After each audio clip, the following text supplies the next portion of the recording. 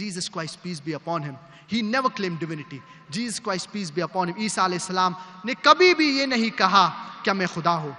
In fact, if you read the Bible, it is mentioned in the Gospel of John, chapter number 14, verse number 24, Jesus Christ, peace be upon him, said, "The words that you hear are not mine, but my Father who has sent me." It is mentioned in the Gospel of John, chapter number 17, verse number 3. This is eternal life, that you may know that there is one God, and Jesus Christ, peace be upon him, who thou hast sent. इस आयतों से हमें पता चलता है कि Jesus Christ, peace be upon him, ईसा अलैहिस्सलाम ने कभी भी ये नहीं कहा क्या मैं खुदा हूँ, या ईसा अलैहिस्सलाम ने कभी भी ये नहीं कहा कि मेरी इबादत करो.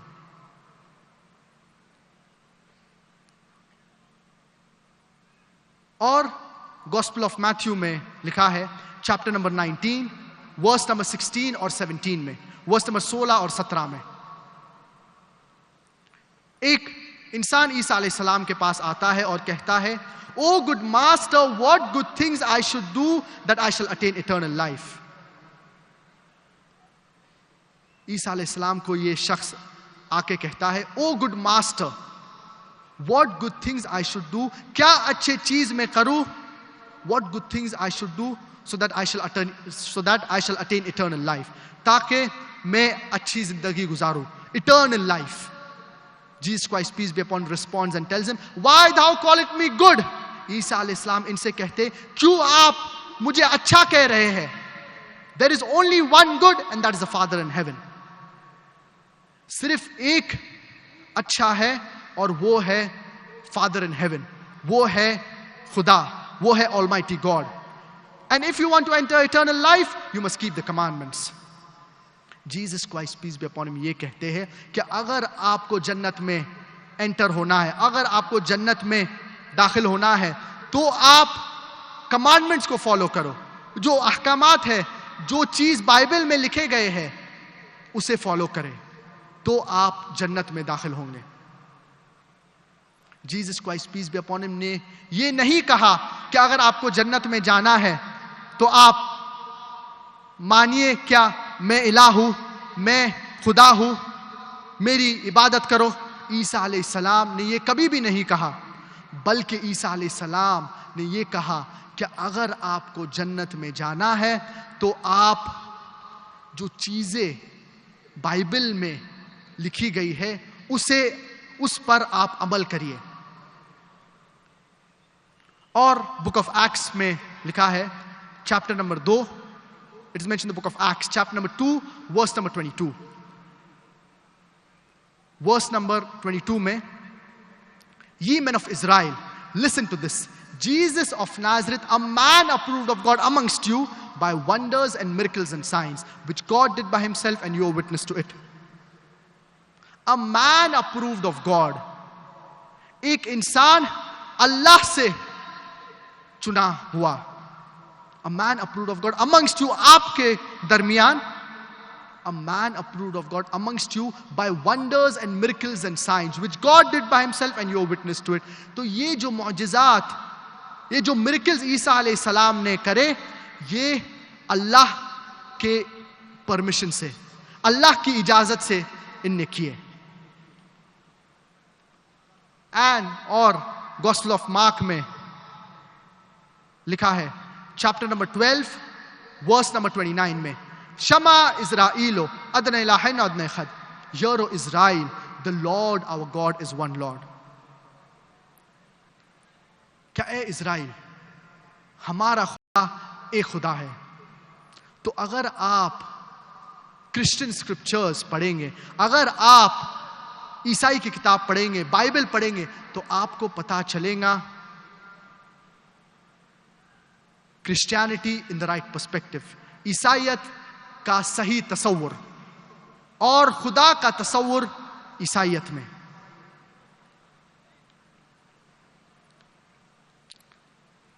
अब इंशाअल्लाह हम जुडाइज्म का सही तसव्वुर का जिक्र करेंगे, और खुदा का तसव्वुर जुडाइज्म में क्या है, हम इंशाअल्लाह इसका जिक्र करेंगे. यहूदी का सही तसव्वुर. It is mentioned in the book of Isaiah, chapter number 43, verse number 11. I am the God, and there is no savior besides me. मैं खुदा हूं और मेरे अलावा कोई सेवियर नहीं है. It is mentioned in the book of Isaiah, chapter number 45, verse number 5. I am the God, and there is no God besides me. मैं खुदा हूं और मेरे अलावा कोई खुदा नहीं है. It is mentioned in the book of Isaiah, chapter number 46, verse number 9. I am the God, and there is none like me. मैं खुदा हूं और मेरे जैसा कोई नहीं है. और book of Exodus में लिखा है, chapter number 20, chapter number 20, आयत नंबर 3 से 5 में, Thou shalt have no other God besides me. Thou shalt not make any graven image of any likeness of anything in the heaven above, in the earth beneath, in the water beneath the earth. Thou shalt not bow down to them, nor serve them, for I, thy Lord, thy God, is a jealous God. और ये same message, ये same पैगाम repeated है, दोहराया गया है book of ड्यूट्रोनॉमी chapter number 5 आयत number 7 से 9 में. क्या खुदा का कोई आइडल वर्शिप नहीं करना चाहिए, उसका इमेज नहीं बनाना चाहिए? तो इस आयत से हमें पता चलता है खुदा का तसव्वुर जुडाइज्म में, क्या हम एक अल्लाह की इबादत करना चाहिए और उसके साथ किसी को शरीक नहीं करना चाहिए.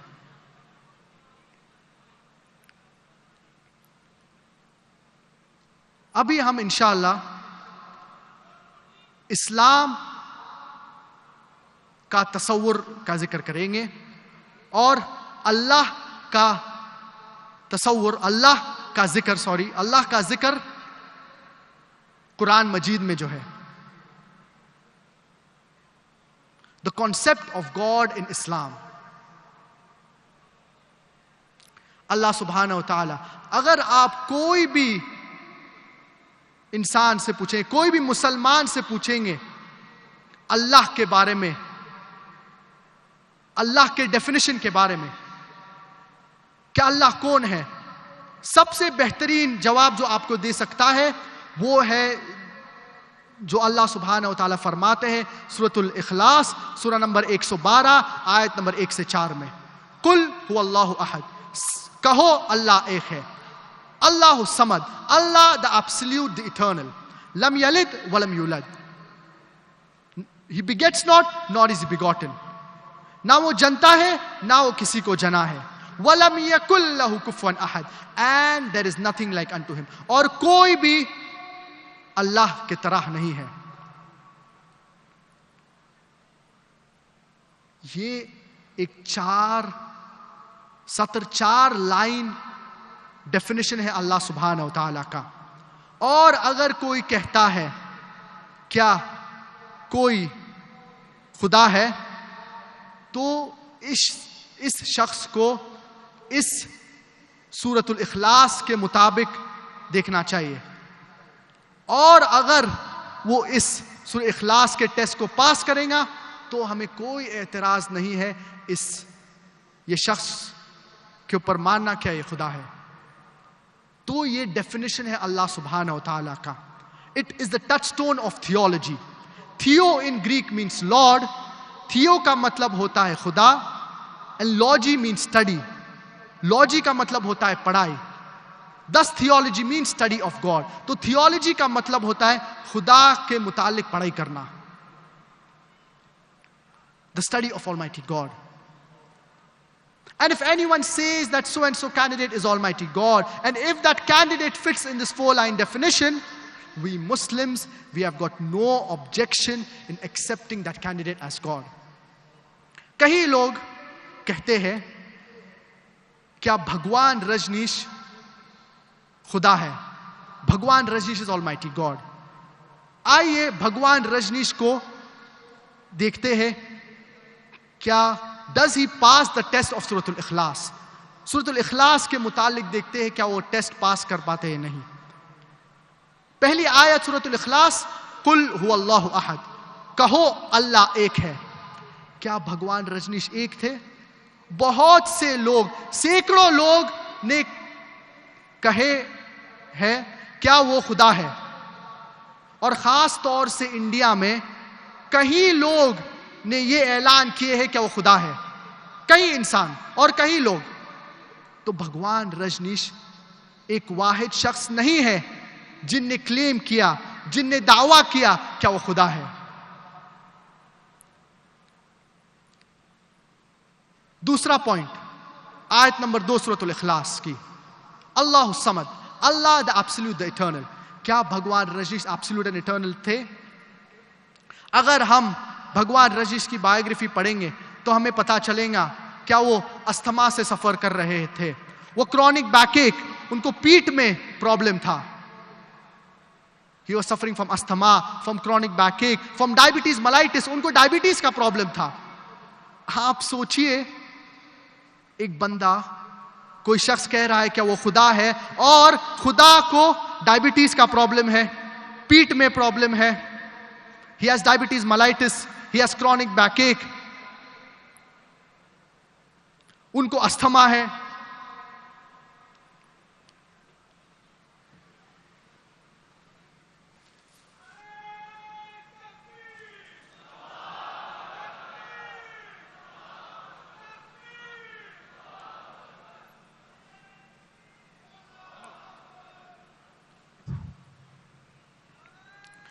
तो इसीलिए भगवान रजनीश को जब आप सूरतुल इखलास के टेस्ट पे डालेंगे वो पास नहीं होंगे।